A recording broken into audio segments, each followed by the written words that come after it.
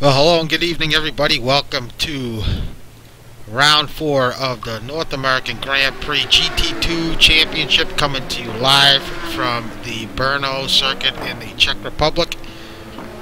I'm joined once again by Brad Maris. Brad, welcome. Yeah, thanks, Al. Thanks for another great opportunity for a fun broadcast here tonight, and an interesting track we have here tonight. This track poses some pretty good challenges in terms of just driving the darn thing with 40 of your closest friends in front and behind you. Also poses some interesting strategy combinations these guys are going to have to deal with here tonight. So a good track with a good challenge, and the winner's going to earn it tonight for sure.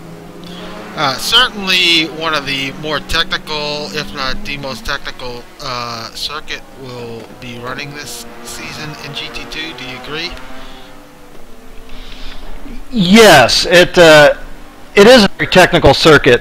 It's very important to hit your lines correctly around here, but tire wear is going to play a big role in this race as it progresses. So these guys are going to have to watch their early lap speed, possibly, if they want to maintain it toward the end of their stints. So there are some strategy options available at this track, and on top of that, like you say, it is very technical as well. So a good challenge. It's going to be interesting to see who does what. Well, looking at the schedule coming up, well, I guess Macau and Bathurst will be pretty technically challenged, but that's a little later on here in the schedule for GT2. But I'll tell you what, last time we ran here at Brno, it was Chris Moses who took pole with the 58 flat. Looking at times, he's currently up front with a 58.2 here in practice, but not a little off his lap record here in GT2.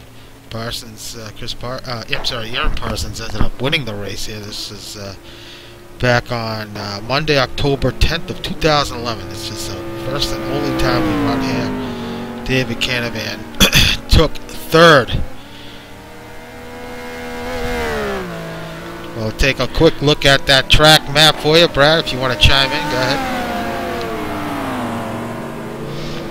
ahead. Not too much to say, Al, except like you say, it is pretty technical. Do we have our onboard lap queued up, ready to go, Al? Oh yeah, don't you worry about that, Brad. I won't leave you hanging in the breeze. Trust me. But it's 15 corners here, Brno. I don't think any of them have names, so just numbers. But that's a good look at the track. And Brad mentioned the onboard lap, which he put together for us here tonight. So let's jump on board with Brad Maris in the Porsche 997. Our first corner here is a tricky one with a difficult entry. So tough to pick up the entry point and the apex point, but you do have to accelerate way before you can see that corner exit, and there are quite a few bumps as you take that exit. Not a lot of named corners here, but coming up to turn 4, a relatively straightforward left-hand corner. You want to make sure that you are right at the apex on this one with plenty of speed. Don't want to be touching the brakes too much around this place, or you will not be gaining a lot of time. So tricky exit there through 5. Now we have a tricky braking zone up here as well. It seems like you can always brake a little later than you actually can into this one, so got to be prepared to get the car woed up through turn 6 and around through turn 7. Pretty straightforward right-hander into a slow left-hander now. Again, got to get on the throttle really early around here.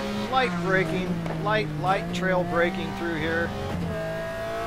Got to get close to the apex here. Shallow entry on that corner there, corner 10. Coming up to turn 11 here. A right-hander. Pick up your brake mark just about where the curbing starts on the left-hand side.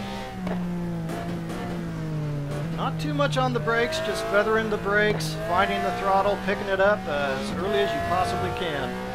Tough little complex here through 12 and 13. Got to get this one just right, as this will account for the majority of your Sector 3 speed, and really, it has to be said, your overall lap time as well, as we head through a couple of the most important turns on this track for overall lap times, turn 14 and the last corner 15.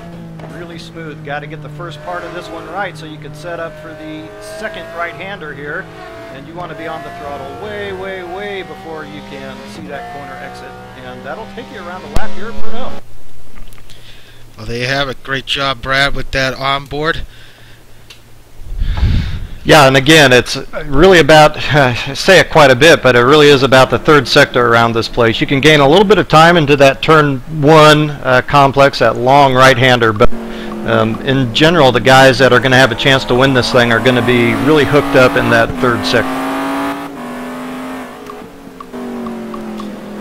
Well, we're waiting here to move over to qualifying. It should be coming up momentarily. We have 34 drivers in the house at the moment. I think we have a few guys either waiting to come in or will be coming in here in Quali 2. But while we got a few seconds, a few minutes here before we get qualifying underway, what would a Monday night race broadcast be without some penalties to run down? It wouldn't be much, Al, but fortunately it's not as penal as it has been the last couple weeks, so that's good. Trending the right direction.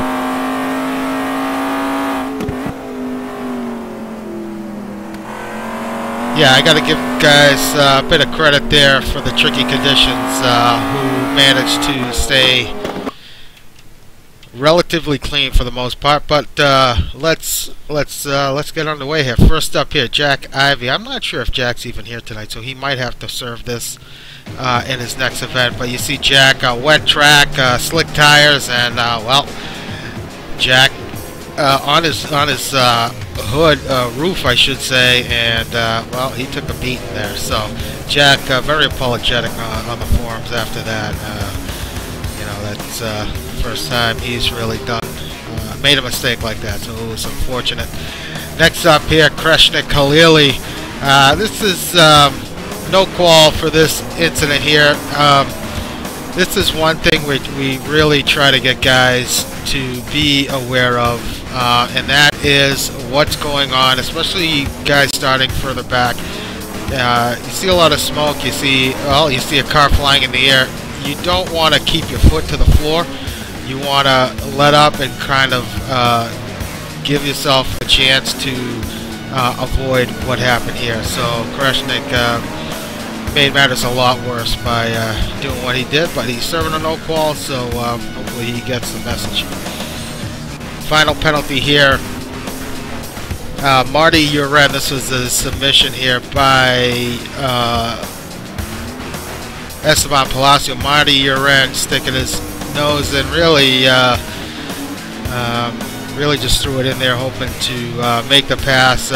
Again, conditions were wet. Marty made some contact with SD, pushes SD off the racing line into the really wet stuff, and causes SD to spin and lose a few positions. But